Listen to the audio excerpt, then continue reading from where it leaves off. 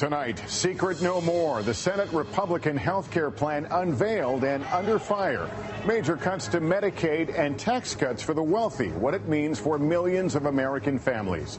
Trump's admission after his veiled threat to Comey. The president finally admits there are no tapes after a 41-day drama.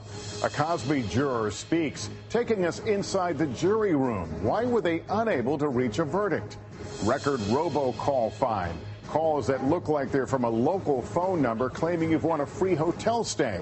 The feds cracking down on the company behind them. And preventing Alzheimer's, how doctors think you might be able to give yourself an edge in the fight. Nightly News begins right now.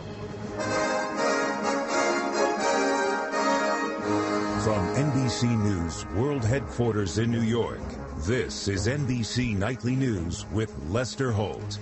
Good evening. We're glad you're with us on this Thursday night. The cat is out of the bag tonight on the Senate Republican plan to overhaul Obamacare. The veil finally lifted today on the draft of a health care bill written in secret and now being seen by most members of the Senate for the first time, just a week before the likely vote. Democrats predictably are unhappy, saying it'll put millions at risk who depend on coverage. But it's dissent among a handful of Republicans that threatens to doom passage of the plan as it stands tonight. Our Casey Hunt now, and how the proposed law might affect you and the battle lines forming tonight. Wheelchair-bound protesters. 43 arrested and dragged from a Senate office building. I worked all my life with my disability, but I'm not rich enough to keep my daughter alive without Medicaid. All happening just as the draft of the GOP plan to repeal and replace Obamacare was finally made public this morning. The draft Senate bill would repeal the mandate to buy insurance, but keeps protections for people with pre-existing conditions and creates a new fund to support the individual insurance market. It keeps the expansion of Medicaid through 2020, but then phases it out. It also ties Medicaid funding to inflation, which means a dramatic reduction over time. Fewer people will qualify for tax credits to help them buy insurance, but the Senate provisions are more generous than the House version. And it defunds Planned Parenthood. These cuts are blood money. People will die. Let's be very clear.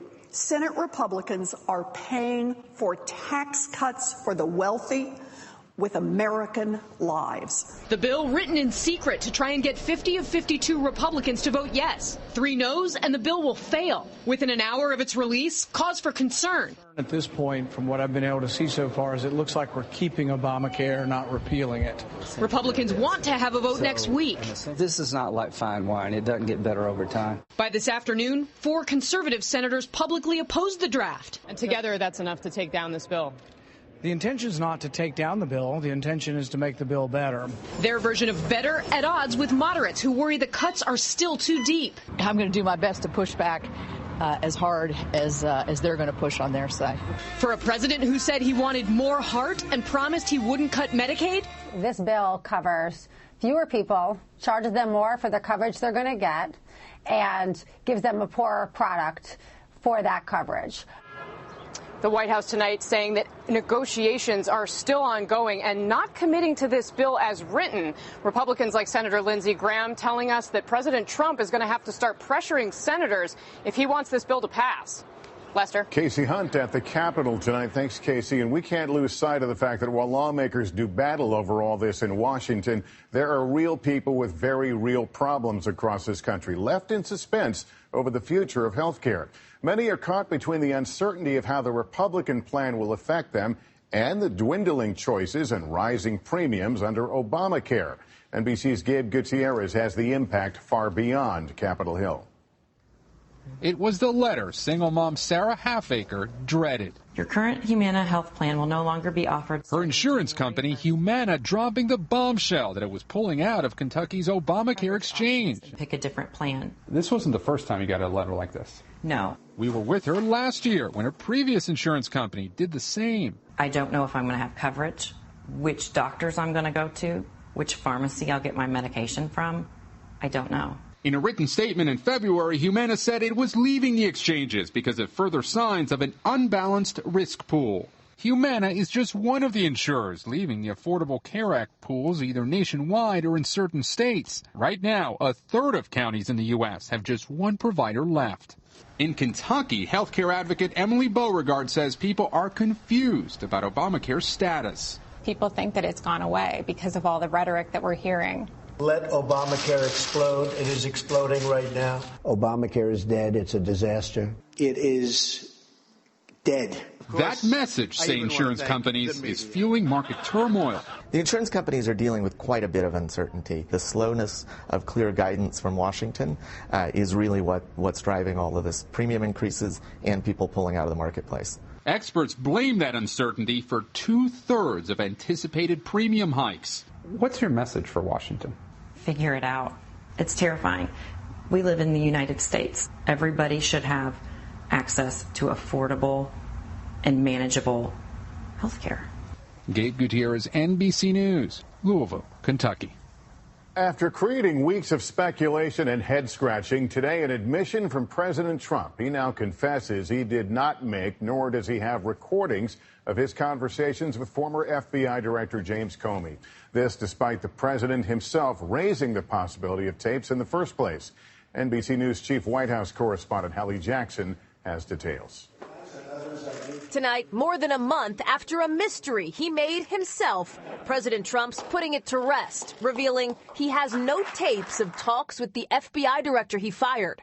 In a carefully phrased tweet, he writes, "I did not make and do not have any such recordings," 6 weeks after implying he might have. Quote, James Comey better hope that there are no tapes of our conversations before he starts leaking to the press. Why the game? I don't know there was a game. No games and no regrets, his spokesperson says, about the original tweet, which set off a 41-day stretch unlike any other in a modern presidency.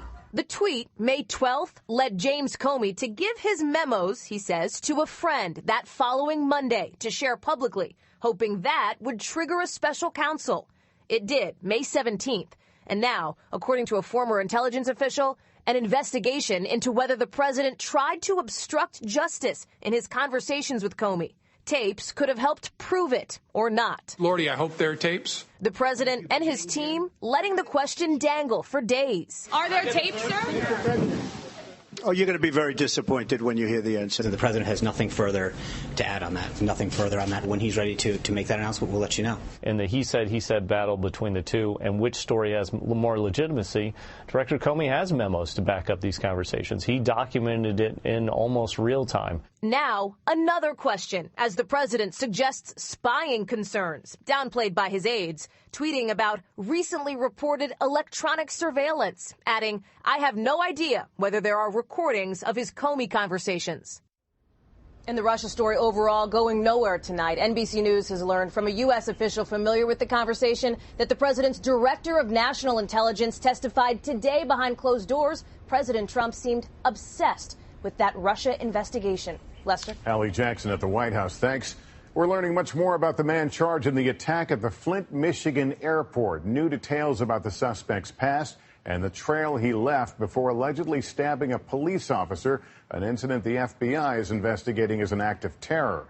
NBC's Blake McCoy now with the latest. Police in Montreal searching the apartment of Amor Fatui. Tonight we're learning more about the 49-year-old suspect, a married truck driver with 3 kids. Fatui was born in Tunisia and has lived in Canada for 10 years. He has dual citizenship. Authorities say he left his home in Montreal last Friday, entered the U.S. legally in upstate New York, then made his way to Flint, Michigan, where he's accused of slashing an airport police officer, Jeff Neville, in the neck Wednesday morning while yelling in Arabic. Fatui attempted to buy a gun and was unsuccessful in that attempt in the United States. He allegedly used a 13-inch survival knife like this, launching the attack before reaching the security checkpoint. The FBI says surveillance video shows Fatui entering the terminal at 8:52 a.m. He then gets on this escalator and heads to the second floor. After spending some time at this restaurant, authorities say surveillance video shows Fatui enter this bathroom. Authorities say he emerged a minute later. That's when he allegedly attacked the officer right here. His target, Officer Neville, hospitalized but improving. Tonight, Flint's airport is back open, and authorities believe this attacker was acting alone. The question remains, why did he choose here? Blake McCoy, NBC News, Flint, Michigan. We turn now to the extreme weather across the South. Waterlogged cities from what was Tropical Storm Cindy dropping torrential rain and spawning tornadoes, leaving a path of damage in its wake. NBC's Kerry Sanders is in the storm zone again for us tonight. Coming down, coming down, coming down. A tornado touching down near Birmingham, Alabama today. Those in the path scrambling for cover. It got really, really dark, and it just dropped from the sky, and it came straight up through here. Several buildings leveled. Several small amount of injuries, walking along it. Remarkably, no serious injuries. Inside this car as the tornado approached, Vonzetta Salter. She ducked and survived. All I could do is just cover myself and pray. Along the Gulf Coast, high surf and strong winds as Tropical Storm Cindy, now a depression, made landfall. Crews now clearing the only road in and out of the west end of Dauphin Island. Residents were encouraged to leave. Those that stayed put were mostly vacationers who had rented homes here on the western end of the island and had nowhere else to go. Very nerve-wracking, very scary to be laying in bed and the house just shaking all around you. Flooding and tornado watches across 4 states, an ongoing threat tonight. Kerry Sanders, NBC News, Dauphin Island, Alabama.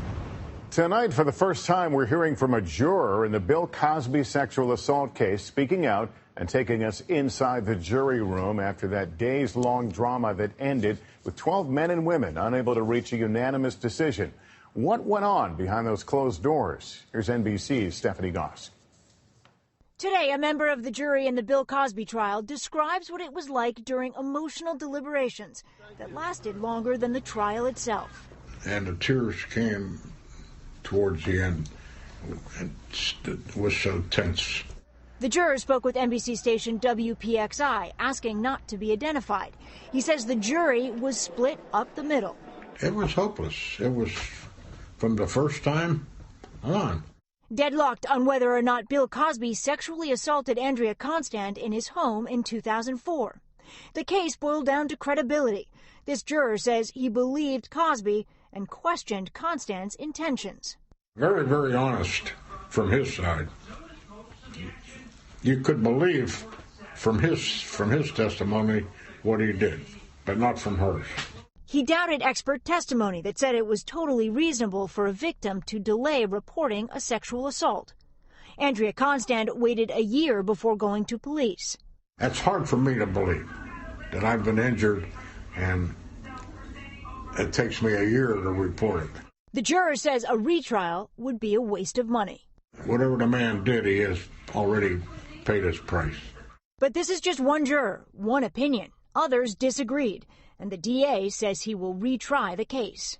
The prosecution now has a roadmap of what went wrong, but time seldom favors the prosecution. As time goes on, it's harder to convince a jury something happened. Bill Cosby could be back in court on the same charges as early as this fall. Stephanie Gosk, NBC News, New York. In Ohio today, an emotional goodbye for Otto Warmbier. A sea of mourners turning out to pay respects to the American student who died just days after being released by North Korea in a coma. Now a community is rallying around his family. NBC's Katie Beck has more for us. Finally home and laid to rest. A last goodbye to Otto Warmbier, his hometown of Wyoming, Ohio, feeling the loss like small towns do. You didn't have to have Otto in your home to feel like you've lost a piece of your family. Wrapping every post and tree with Warmbier's high school colors, the school where he gave this graduation speech 4 years ago. I wish there was a way to know that you're in the good old days before you've actually left them. Today, it was the site of his funeral, his family releasing these images from inside. His brother and sister speaking, his tan jacket on display. I beg for forgiveness. The one Warmbier wore to trial in North Korea, imprisoned for 17 months for allegedly stealing a poster and sent home in a coma. Warmbier's family declined an autopsy. His cause of death still a mystery. The North Koreans need to be held to account for that. There'll be more on that later.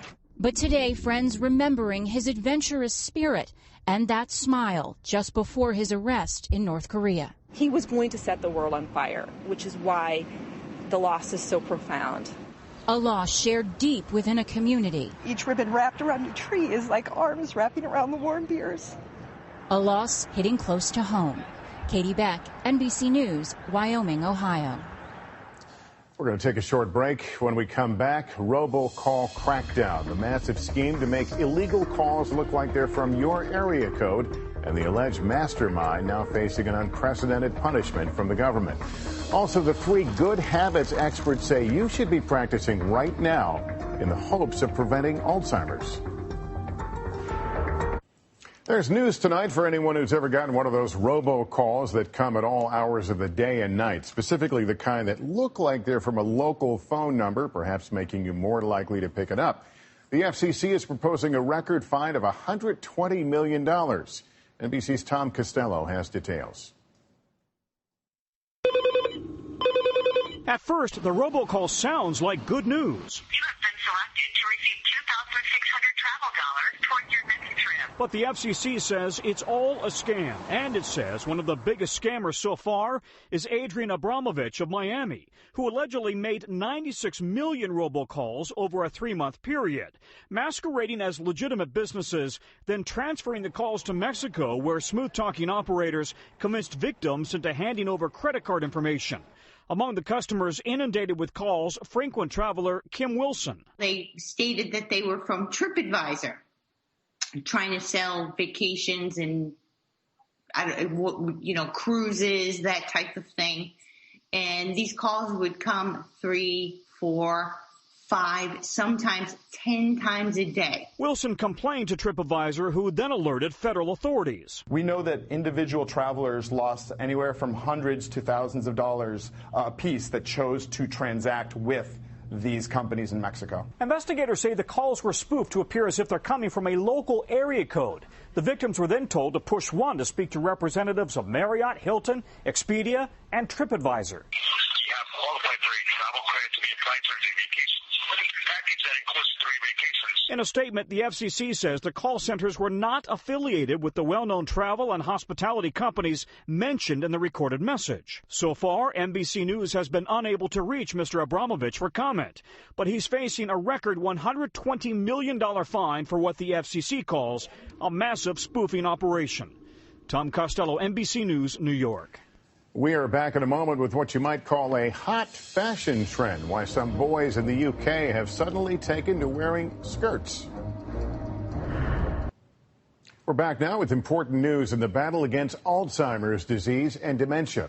There hasn't been solid proof that there's anything you can do to reduce your risk, but tonight, a new report finds there are 3 good habits you should be practicing now that could delay memory loss. NBC's Dr. John Torres explains. Like so many Americans, Darryl Foss is worried the active life he's always enjoyed will be thrown off course by his memory problems, diagnosed as mild cognitive impairment. So conversations get to be a little difficult because I'm trying to remember a word and I can't remember the word. 3, 2, and tonight, new encouragement for him and his wife Mary that there are things people can do that may prevent or slow down mental decline. The respected National Academies of Sciences reviewed the past 7 years of research looking for good evidence about what might work and what doesn't. There are probably 3 areas that indicate that there may be something we can do to influence our cognitive aging. Here's what you can do. Control high blood pressure, especially in middle age. Exercise, resistance training, or aerobics 2 to 3 hours a week at least. And do cognitive training, using special techniques to help you remember phone numbers, names, and dates, more targeted than those costly, popular, computerized brain training programs. The National Academy Committee looked at that information and said, not really. That is, there are the brain games out there. They've not been tested adequately. While there is still no surefire way to prevent Alzheimer's, this report says these 3 things will help to keep your body fit and your brain challenged. You can't quit. You just have to move forward, and this is what we do. A hopeful way to hold on to memories and keep making new ones. Dr. John Torres, NBC News, Rochester, Minnesota. It's been a week filled with scorching temperatures, even deadly in much of the U.S., but it's also sweltering across the pond where the U.K. has been suffering through a heat wave. Yesterday, London recorded its hottest June day in more than 40 years. Some boys there are so fed up with the heat, they're getting international attention for wearing skirts to rebel against their school's strict uniform policy that bans shorts. Cool. When we come back, a moving moment on the diamond when a wounded police officer makes a triumphant return to the field. Before we leave you, we want to show you a great moment on the diamond last night in Washington. Capitol Police Officer Crystal Griner, who was injured while defending members of Congress and that gunman in Virginia, taking the field to throw out the ceremonial first pitch at the Congressional Women's Softball game, cheered on by a roaring crowd for her heroics. We appreciate you spending part of your evening with us. That is Nightly News for this Thursday night. I'm Lester Holt. For all of us at NBC News, thank you for watching and good night.